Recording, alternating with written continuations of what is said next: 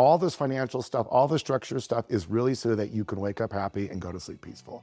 If you're not doing that, you failed. Even if you follow my structures, even if you're following the best thing, if your mindset's not matching, you wasted your time. Because that's all financial freedom's ultimately going to buy you, is that. Hi, this is JP Newman on Investing on Purpose, and today I want to share with you a recent keynote speech I did for Baby Bathwater recently, and I think you're just going to absolutely love it. The thing, I know we've talked about this on an episode with Mike Brown, is that most financial planners talk about a structure that completely leaves you without a roadmap of actually how to succeed. Today in this episode, you're going to get a specific roadmap to your financial freedom, and I think you're really going to appreciate it. The why is always baked into these things. Mindset's going to be talked about a lot. But specifically, we're going to give you the exact formula for how you can get to your goals of winning the financial game. Hint, hint, it is not net worth. We've talked about cash flow. We've talked about burn rate. I'm going to put the whole thing together for you in this episode in a way I've never done before. Little technical, but once you get the formulas, I think you'll have a smile on your face and you'll enjoy this. So please sit back and enjoy this presentation.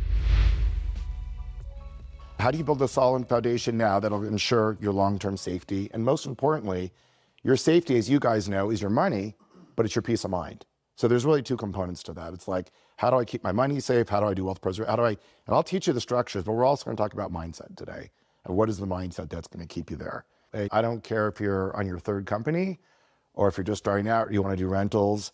Financial literacy is so key, and I think unfortunately, it's as they say in Rich Dad, Poor Dad, they don't teach this thing. So unless you've got someone teaching you financial literacy, it's amazing how financially illiterate most of us can be. Don't leave it to the experts, guys. Honestly, they mostly suck. They're going to the same school, they're not that educated, they're going to give you the same, they're giving you the same pedaling and shoveling, the same basic advice on investments. It's like going to Vegas and expecting you're going to win. You're not. They're just giving you where they're getting their commissions, how they were taught. It's not the way to go. And very few people honestly can pull all these pieces together for you. It is hard. Most of your financial planners won't. So I'm going to give you a tease of what you need to think about. It's really not that hard. It's just thinking a little bit differently. And then you can always go to the outside. I'm not saying don't trust family. Like, there is a place for financial advisors, but you're the quarterback. No matter where you're at, be the quarterback. Don't rely on them. And once you're the quarterback, it's a much more empowering place to take in outside investments from when you know exactly what you want. I always say the first day of any company you join or the first day of your investment, you're always sure it's going to win. The business plan looks perfect. The marketing plan, the property is great. You know you're going to win. And then day two, we'll see. And so you got to realize that no matter what we do, things are going to fail. And anyone in life who's done enough things, we all have stories of a failure, right?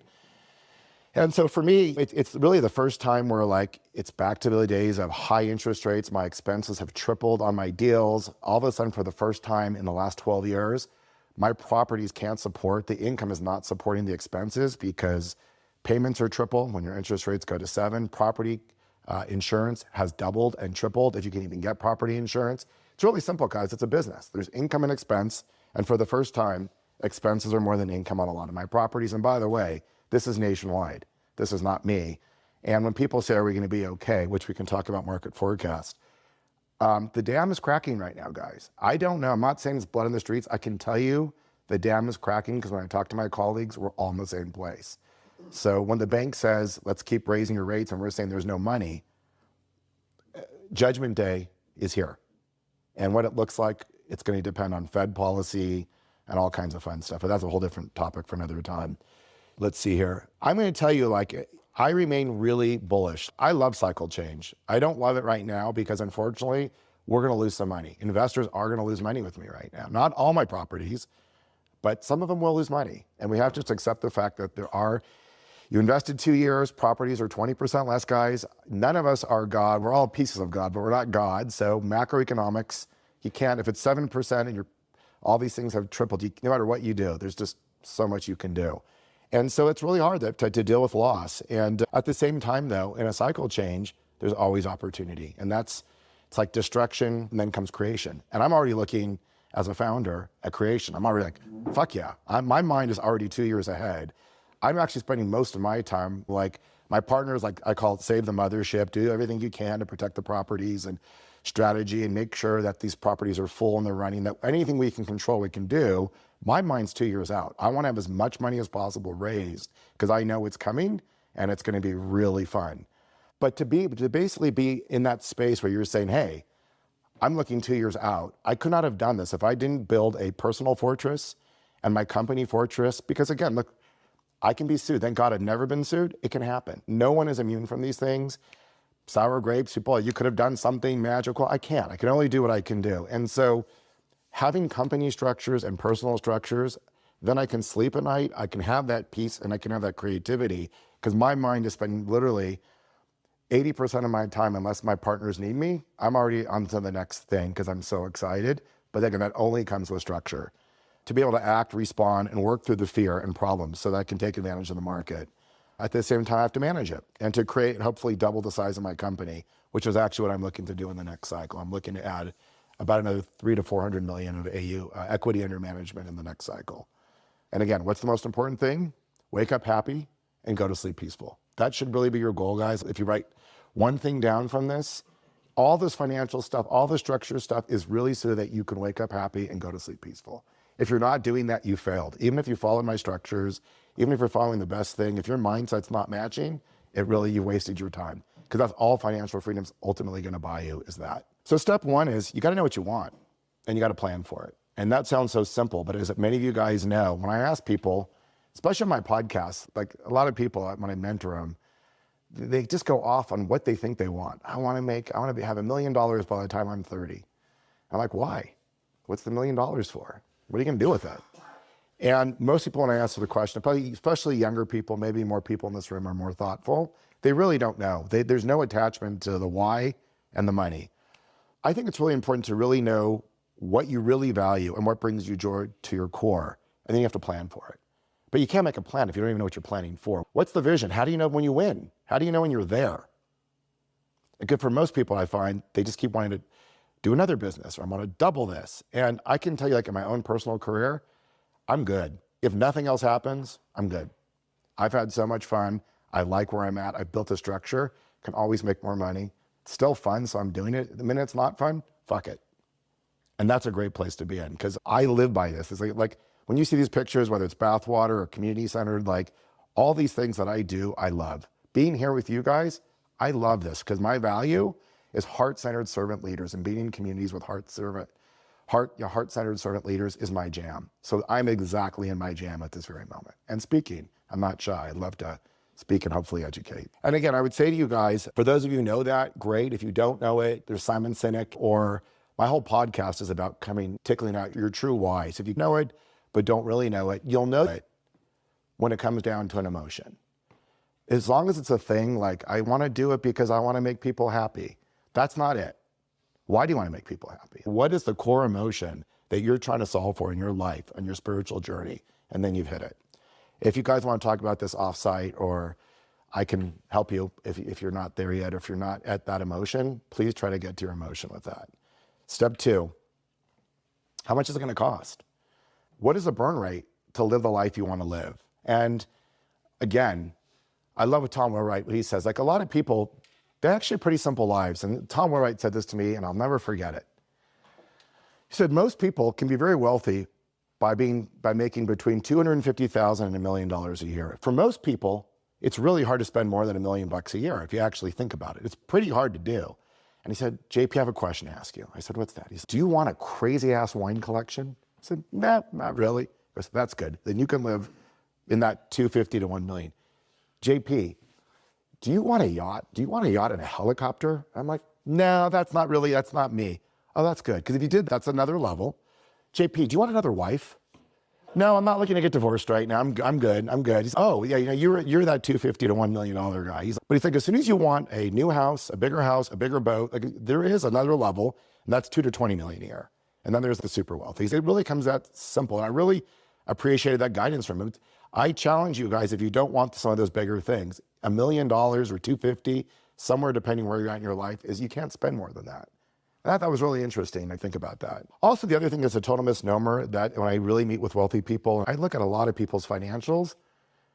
Net worth doesn't matter, guys. Out of all your metrics of who you think you are financially, net worth is the least important. It's the one that makes you feel the best, but it's actually the least important. What's the most important? What's the most important thing in your financial health? Cash flow. And liquidity, you could say, to both. but I'd argue cash flow, and I'll tell you why in the next slide or two. So step 3 is formulate your plan. So know what you want, know what your burn rate is, what's it gonna cost. How many of you in this room know your burn rate, by the way? Do you know how much you spend a year? Raise your hand if you know what you spend a year. How many in this room do not know what you spend a year? Be honest, everyone knows what they spend, it's pretty good. How many of you know what your company burns a month or a year? And how many of you don't know what your company's actually burning? Pretty good, it's a pretty good room. I can tell you in the real world, guys, about 80% of the people, 90% of the people do not know their burn rate. So then formulate your plan to cover your burn rate by setting allocated investment buckets. And this is really the key formula that we talked about, and we're gonna talk about the wealth pyramid next. I don't know if you guys heard of this concept, but this idea simply is a wealth pyramid of understanding the formulas of how you build it.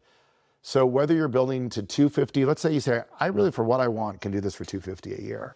Then how do we lock in that you're gonna be making 250 a year? Because if you know that your burn rate right now is 250 a year, and you can create that in passive cash flow, and then we're gonna create the whole thing, we'll talk about what that looks like. So this is the wealth pyramid. The wealth pyramid is speculation, cash flow, and liquidity. Your base is your liquidity. And I find that most people, I'm a lender, so I see people worth 50 million, 70 million, and they've got $800,000 of liquidity. And I'm like, are you freaking serious? So you can talk about your net worth, I'm worth 50 million, but you can't even buy a house right now. You've got $800,000 of cash, and that so many people are in that spot. Liquidity is your foundation. Liquidity is basically, well, we'll talk about it, but basically it's how you sleep at night. It's how you pounce on an opportunity in real estate. Mel, you find a house, it's distressed, you have 3 weeks to close, cash. People accuse me of being too conservative because I keep high levels of liquidity. I might have wasted it the last couple of years. I'm feeling pretty smart now because I'm well poised in this cycle. Yes, I kept too much. I could have got a higher investment rate. I feel really good that I've kept high liquidity.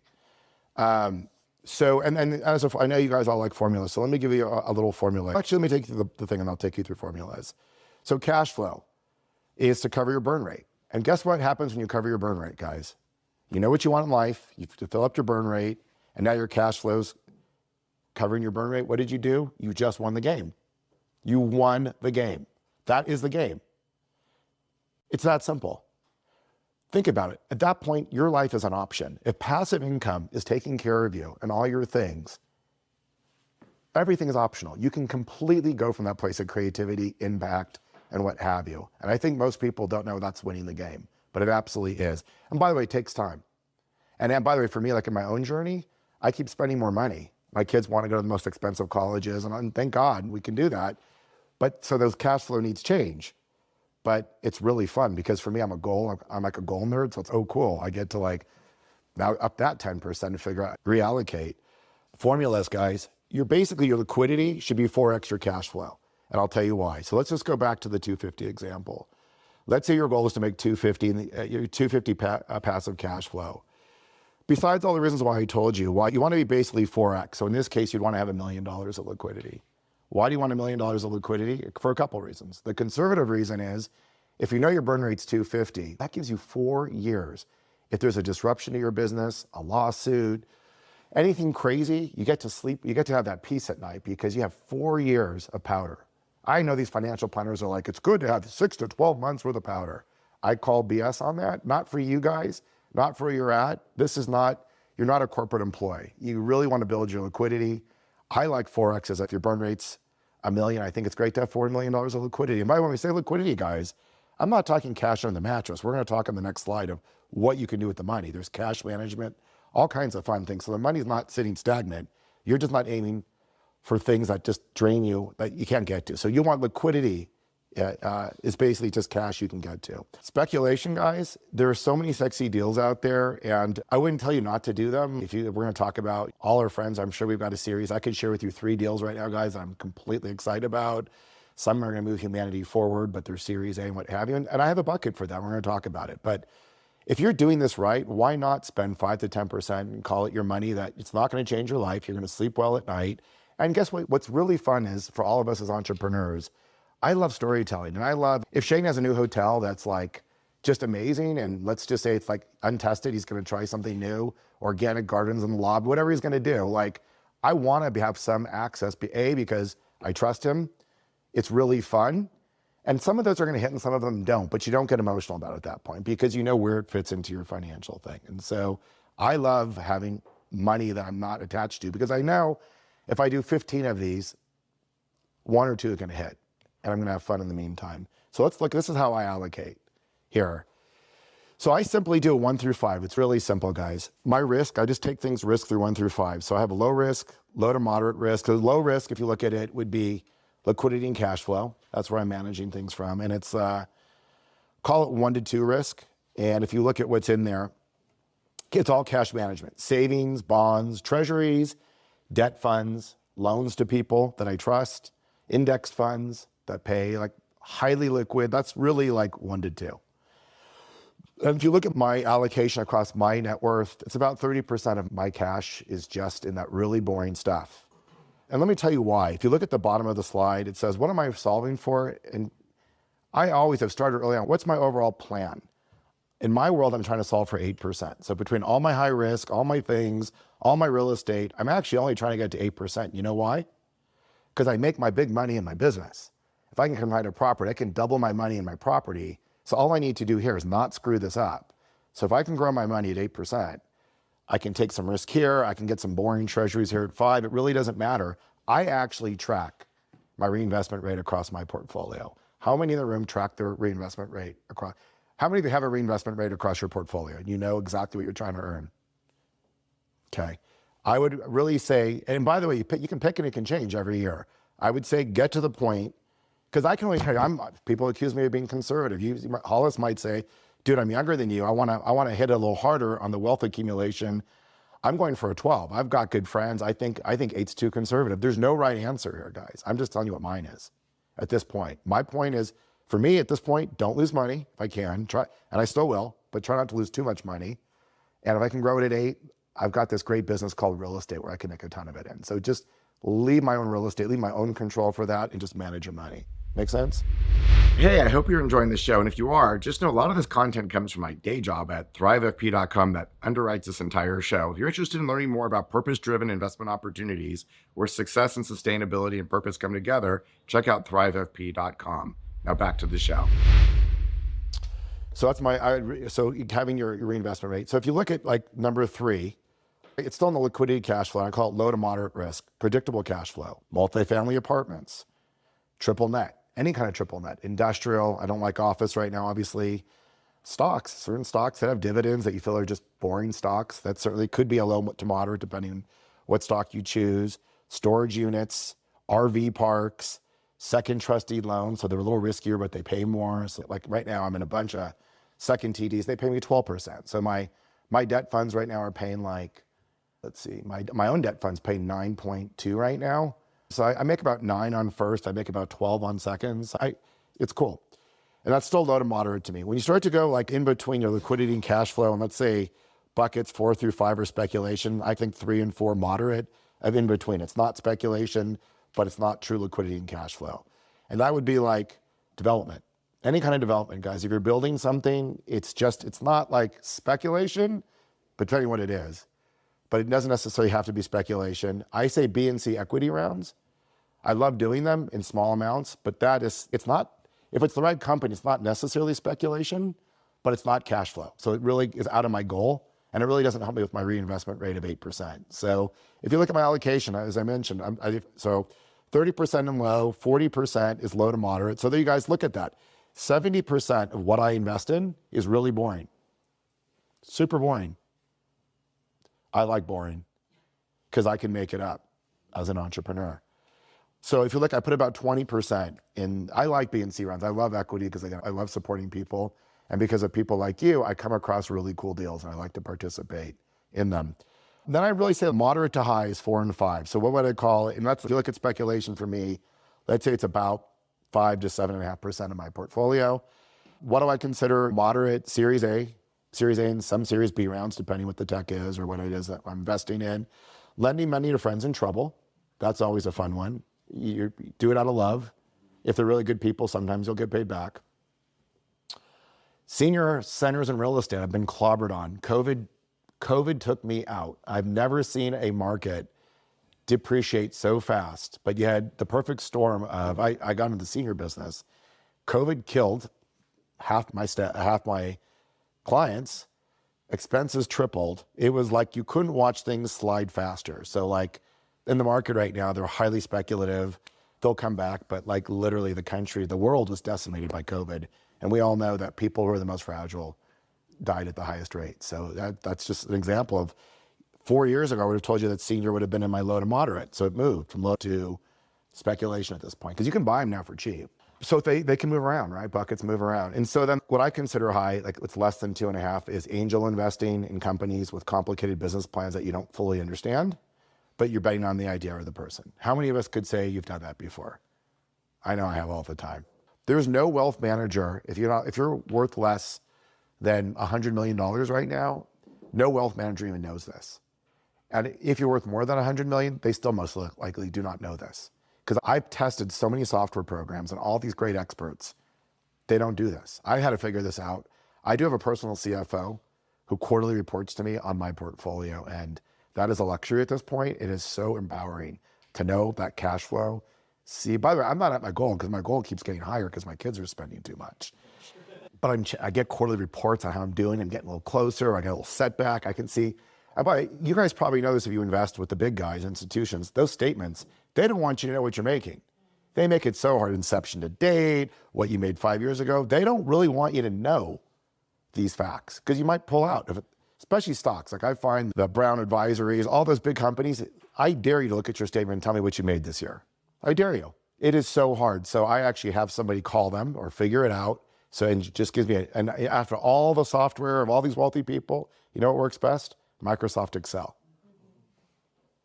Because the minute you don't input all your dividends, your spreadsheet's a waste of time. This report goes bad. You have to have somebody, either you have to be committed to it, hire someone who's committed to it, but literally all my statements go to my CFO, she inputs them, so I get real-time data. I didn't want to look at it every day. I look at it quarterly with her. And that's great. She's always, I know when she's smiling, everything's good, and she has a little frown when she walks in, like there's something I have to pay attention to, but it's badass, and this took me years, guys, to do it, but I'd love to share it with you. Step 4, protect what you've created. So now you've done all this work, you're building, you're doing all this great stuff, and then this is where the boring but really important stuff comes in, and you have to do it early. Any lawyer will tell you, the minute you have a problem with anybody, a suit filed against you, your host, whatever you didn't do, you can't do going forward. You can't move money, you can't start a trust, you can't open a life insurance, your asset protection options are zero. So if you don't do it now, whatever you haven't done, the music has stopped. So you have to do this stuff way before there's a problem. Do it when things are great. When you don't feel like doing it, that's when you do it. And I'm gonna take you through some of these things. Again, I'm gonna keep this broad, guys, we can go deeper, but my favorite tax strategies that are very asset protected, the lobbyists in Washington are wonderful for the insurance. They give you way too many benefits around asset protection. Go lobbyist. I love captive insurance. If you guys want to talk about captive insurance, it's one of my favorite tax strategies. It also provides insurance for my company. So it's actually a legitimate insurance that I need and I use. So it's not a tax scam. It's actually highly beneficial for the right kind of independent owned companies to have captive insurance where you're self-insuring your risk in your own risk pools rather than just giving it up to some large companies. Why not make the money and share the risk and do it at a wholesale price rather than a retail price and get the tax benefits? So I'm gonna keep it simple because it can get complicated. So the IRS says, hey, look, if you're a business owner and you have risk, theft risk, cybersecurity, in my case, I have E&O risk and an investor can sue me. They're unhappy, sour grapes. Break someone's heart, their money goes lost. Those are the two things that people get most emotional about. I'm in a very high risk situation here when you take in outside money. And so the IRS says if there's a marketplace that doesn't sell the insurance that you need, or sells it at such a high price that you can't get either the adequate amount or the price is too high, you can create your own insurance company. And it's called captive insurance. So here's the cool thing. You go to a third party and they're an adjuster and they're gonna analyze your risk for you. They're gonna say, yeah, you've got this risk, you got this, what have you. And they're gonna tell you your premium. And your premium, my premium somewhere is about $1 million a year, between $500,000 and $1 million a year premium to insure my risk, right? So basically you're starting an insurance company, but they do everything for you in the third party and it's legitimate insurance. Everything an insurance company is, you are, and you have to do it really clean. You can't cut corners, but easy to do. There's third parties. So guess what? The insurance that you needed, you write a check from your company. Hollis, you write a company. Let's say they say you need $100,000 or $200,000 worth of insurance. So you write a check to your insurance company. Now your company just made $200,000 less in income, reportable taxable income. And now the $200,000 is in your insurance company. So now you have insurance, but guess what? If you don't make a claim over time, what happens to that $200,000? Next year, $400,000, $600,000, $800,000. And if you're lucky and you run a tight business, hopefully you remember insurance is like catastrophic. If you use it, then it's actually there and it helped you. You saved up $800,000 in business reserves and it really helped you, right? And if you don't have any catastrophic things, you just got $800,000 with not taxable. And guess what you can do as an insurance company? You can borrow against the money. So if you have, let's say your business needs, you have $400,000 saved up in your insurance company and you need $300,000 for anything, Hollis, as long as you do a market rate loan agreement to yourself, borrow the money at 5%, pay interest on it. You can do anything you want to with that money. You can invest with me. You can do whatever you want to. And guess who you're paying the interest to? You're the bank. It's you. It gets more complicated, but that's the basic concept. Does that make sense, guys? Like captive insurance? Real simple lesson, guys. If your insurance bill, if your insurance taxable income, if you're not paying $250 or more into it, it's not a good strategy for you. It's a little complicated. It's wonky. $250 and more is where captive is a great strategy. Now, if you're right now, if you're paying more than $250 a year in taxes, in actual taxes, this could be a great strategy to help you through that. Solar credits are great right now if you can find the right group. I think under America, the green, what's all the incentives out there right now, there's some wonderful depreciation. If you have a tax bill, love solar. You're helping the planet, legitimately helping the planet if you pick the right people, and the government wants you to do it. Let's do what the government wants us to do and do it with the planet.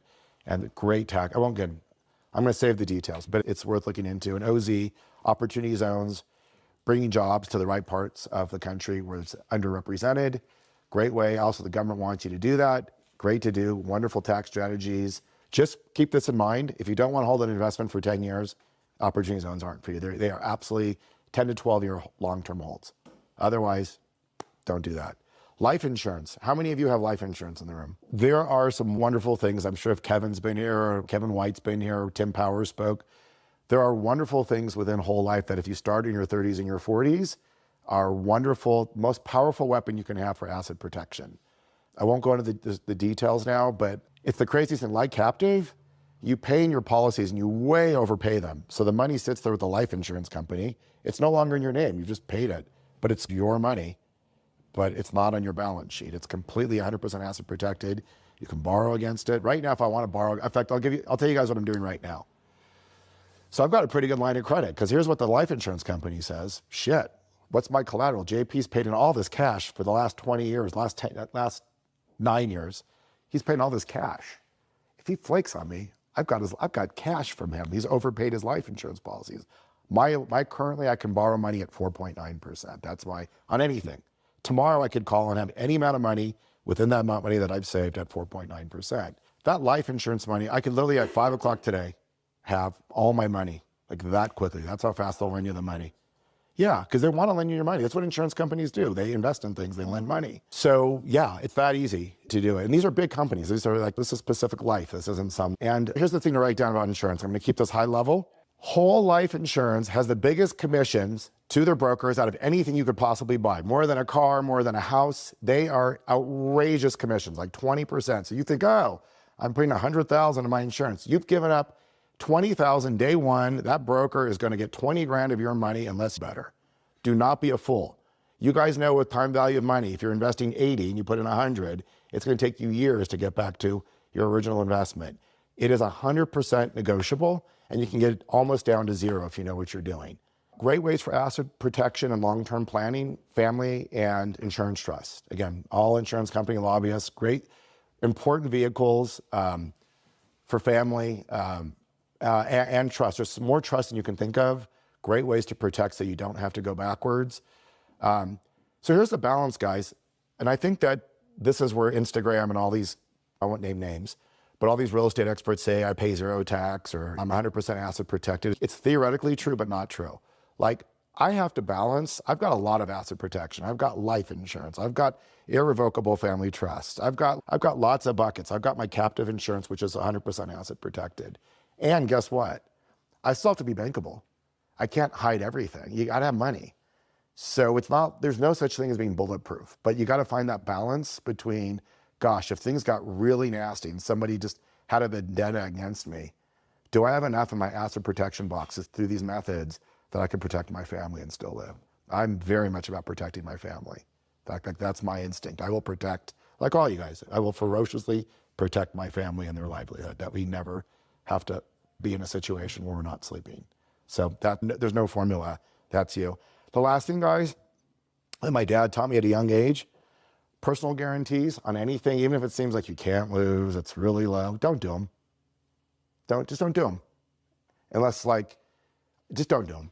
I can't tell you how many things I've seen where the bank says, just sign your name here, and if it doesn't work, you'll pay the difference. So many things that should have been like, it's impossible for it to happen, a deal that there's no way that they're gonna get to your personal guarantee. Like, it'll never happen, it happens. I never thought on my senior sign, by the way, I did not sign a personal guarantee. I listened to my dad. If I would have signed a personal guarantee on the senior centers, we had COVID. It was a shitstorm that no business plan could have ever told me. I would have been out millions and millions of dollars. Everything's negotiable. You can tell the bank, listen, I will give you my PG for the top 500,000, but no more than 500. That's my stop. So everything is negotiable, guys. The bank's not going to tell you this. It's all negotiable. Hey, my partner will go on, we'll do 250 each, and it's joint and several, meaning that you can't go for me more than 250, even if you can collect from my partner. Joint and severally, severally, not joint and severally. Severally, it's 250, 250. Legacy and values, guys, your families. This was just this summer. We were in the Italian Dolomites. My kids are 16 and 17. Just love those kids, man, they're amazing. Estate planning. How many of you have an estate plan? How many of you don't have an estate plan yet? Okay. What's cool about estate planning, and I can put you guys in a couple directions. I think a lot of people think estate planning is for later in life. Who knows right now, the government, what's the tax, you guys know what the taxable rate is when you die? There is an exception, but you guys know what the taxable rate is when you die that the government takes back. You guys know that rate? 40%. It's 40%. Hollis, I know you're gonna live to be 120, but if you didn't for some reason, I don't want you paying that 40%. And by the way, there's lots, you wouldn't anyways. But the point is, it's really important to estate plan early, protect your family. That's 40% of your hard income that you've worked your butt off for, and there's really effective ways to not pay it. Now, the other thing I'd say outside of, obviously, what's the goal here? We're trying to create hard-earned, meaningful, generational wealth. You want to pass down to your family without having spoiled kids, if you want kids, or whoever you want to give it to, a charity. How do you do it in the most meaningful way? And this kind of goes to the other part about values. It's a weird moment when you want your kids to be these great human beings like you. You want them to suffer. You want them to stress just enough. You want them to have the hunger that all you guys have had in this room. You want them to go through that, because if you make them too comfortable, they're not going to be happy people. Like, the best you can do is not make them too comfortable, but not too comfortable. There's like a range, right? And so for me, I've spent a lot of time thinking about family values. And some people like Rich Legato, if you look up Rich Legato, he has a lot of podcasts. He has a family crest, and at 6 years old, they have family meetings on Sundays, and they really talk about what are our family values? What do we stand for? What's our crest? How are we going to pass it on? I think that's awesome. I didn't do that. But what I do is this. I definitely think with my kids that they understand you can't hide it. So my whole thing is, with success comes great responsibility. This is on you guys. You are already, you don't get out of this, you are responsible. And of course, it's going to show through your actions. How do you do philanthropy? How do you do life? So if you say it and you don't mean it, it's useless, as kids aren't going to listen to you anyways. But during the holidays, I'll say to them, hey, why don't we skip gifts? Or why don't we do one gift each? Or why don't we agree, this was last Hanukkah. I said, I'm going to give you guys each $1,000, but it's not for you. I want you to come back to me and advise me which charities you want to give it to. You have $1,000 to give to a charity you pick, and then tell me why over the table you chose that charity. And there's no wrong answer. Just choose. It's fascinating what they chose. My other son chose water in Africa. I was really surprised. The other one chose a local Jewish philanthropy, and it's just fascinating to see their brains and giving them that empowerment at 12, 13, 14 years old to become philanthropists early on, own that responsibility. All those things. And so I do it much lighter, but if you guys really want to nerd out on this, Rich Legato podcast, there's a couple great people. Garrett Gunderson talks about this all the time. Again, this is up to you how important this is to you. But I really feel like I've got really motivated kids that understand responsibility, Since they're 7 years old, they've had allowance, they've had work chores. They have to self-evaluate themselves. Payday's Friday. They self-evaluate how well they did, how much they earned. It's over a dinner table conversation. That was my way of just instinctually doing it. Yeah. I'm gonna speed a little through. We're almost done here. I'm gonna talk about mindset, and then I want to leave enough time for Q&A. Let's talk about cultivating a healthy mindset, which I actually think is 50% of the equation. How many of you have seen people earn money and just lose it right after? Like they couldn't keep it. They couldn't keep their money. Call it the wealth paradox. If you're on a psychedelic weekend, it's probably because you have values around scarcity, vanity, whatever your childhood beliefs were, probably are your anchor that are going to decide whether or not you can keep money and build it, or if you can keep money and lose it. So I think mindset, I'd say it's 50% of this whole thing. All these formulas don't matter without the right mindset. So what drives most people? What does your money mean to you? Is it vanity, scarcity, fear, even boredom? When we talk about mindset and abundance, enjoy your abundance. Here we are in Cloud Camp, guys. It's Tuesday. I'm up at 9,000 feet with amazing people. And like, this is good. This is amazing. But don't over-identify with it, which I think we all do a pretty good job here. I think, what's Leverage say? No assholes or whatever. That's no assholes. But some questions to ponder. What do I bring to the table if I have nothing to show? What is my relationship with my financial success? What am I without all my stuff? Can I live a non-transactional mindset? How does it feel if I need nothing from you? What if I came away from this, and by the way, it was like my own experience. 5 years ago, every time I did a spreadsheet, I did a presentation like this, the back of my mind would be like, I would vote my success or failure depending if investors came in or not. There had to be something to it. And again, that's just the truth. I came from very little, I made it, and so being scrappy and transactional, I had a goal. And I feel like I've been able to liberate myself, not because I'm not competitive, but like when you can liberate yourself from being transactional, for those who have, it's spiritual liberation when you just can look at someone and really be present for whatever they need, not what you need. I call that, I don't know, that's a whole other topic, but talk about abundance.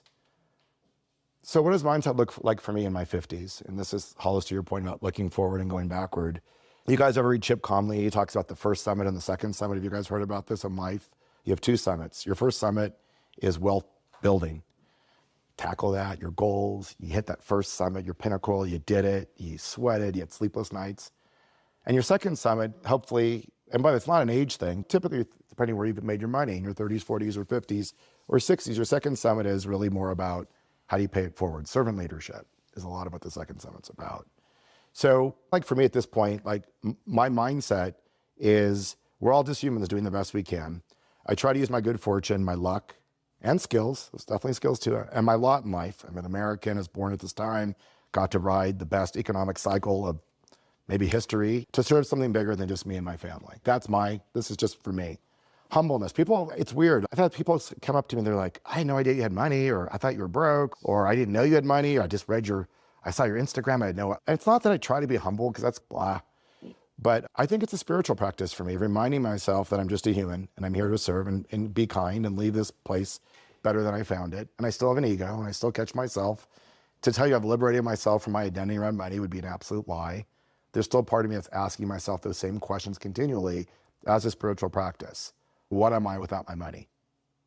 But I love the idea of just living a life of just how do I serve more? What can I do? And then with that in mind, my mission grows more and interesting to me as I get older. My mission now is to play bigger. With great success comes great responsibility. How do I play bigger with purpose? That's like my jam. I live for that right now. Servant leadership. How do I go from success to significance? Okay, so what? Your net worth is X. There's someone always richer and bigger than you, bigger car, nicer car, bigger boat, bigger whatever. It doesn't matter. What matters to me is what is my legacy? What does significance mean? And I love that question, how to go from success to significance. Manifesting new super cool things. Okay, I've been a magician around money. That's boring, I've done that. Like, still can do some of that. How can I manifest a nonprofit? How can I manifest being an advisor? How can I do an art project to help mental health of people in high school? Maybe I jump on that and see, can we change loneliness and belonging in high schools and create more connected human beings? I want to manifest in so many ways that have nothing to do with what I've done for the last 20 years. Because I've done that. That's not creative. You're an artist, obviously. You're a businessman and an artist. I aspire to be more of the same of that in what I do. So those are my own kind of compass. My final takeaway, I think, is read it. True wealth extends beyond your financials to encompass your values in relationship to success.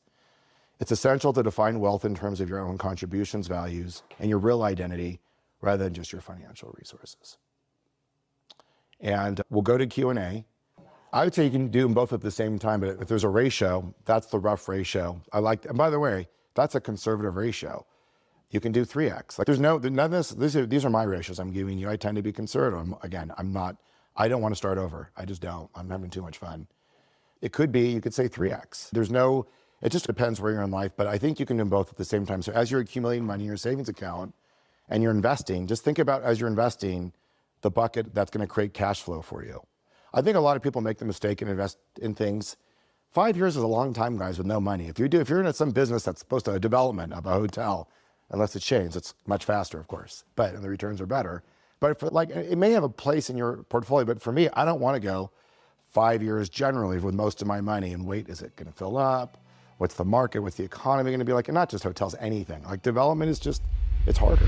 Hopefully now you understand for financial freedom, the more important metric than net worth is actually knowing what your burn rate is and being able to invest and build until you get to that number. And once you have enough cash that it's that number, you win. Trust me. And if you're enjoying this, I have a new newsletter, the Thriving Investor Newsletter. And if you're interested to subscribe to it, it's jp-newman.com. I think you'll enjoy the newsletter. You're going to get personal insights from me, what's happening in the market, where I think opportunities lie. And also I get a lot of questions from a lot of you out there. And I'm going to be answering a lot of those questions. Again, how do you continue to go down this journey of how and why where making money comes with such deep purpose, satisfaction, and of course, success?